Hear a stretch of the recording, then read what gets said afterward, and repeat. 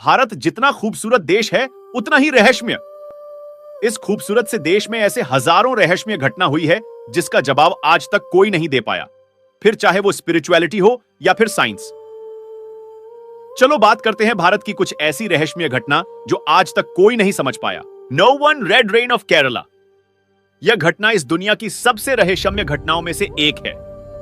दिन था 5 जुलाई 2001 समय था।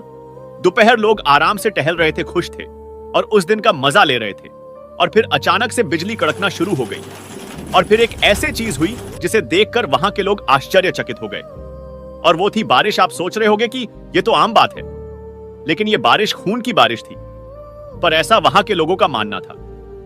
उस दिन जो अचानक से बारिश शुरू हुई उसका कलर लाल था। लाल ही नहीं बल्कि वहां के लोगों ने येलो, ग्रीन और काले रेन ड्रॉप्स को भी रिपोर्ट किया।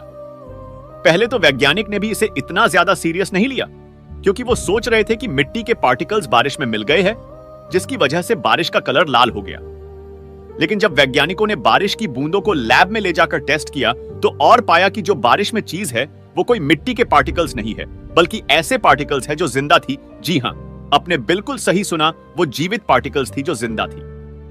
और साइंटिस्ट को वो रेड ब्लड सेल्स, यानी जिससे इंसानी खून बना हो, वैसी लग रही थी।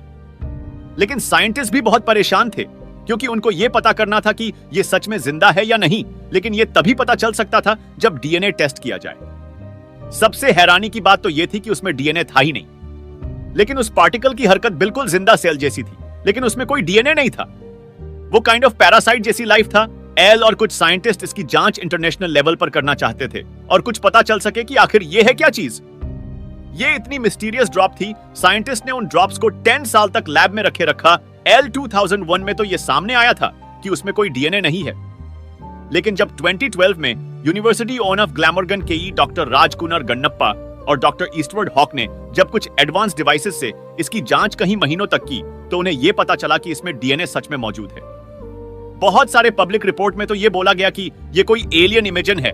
एलियन धरती पर लाइफ को भेज रहे हैं, धरती पर पनपने के लिए।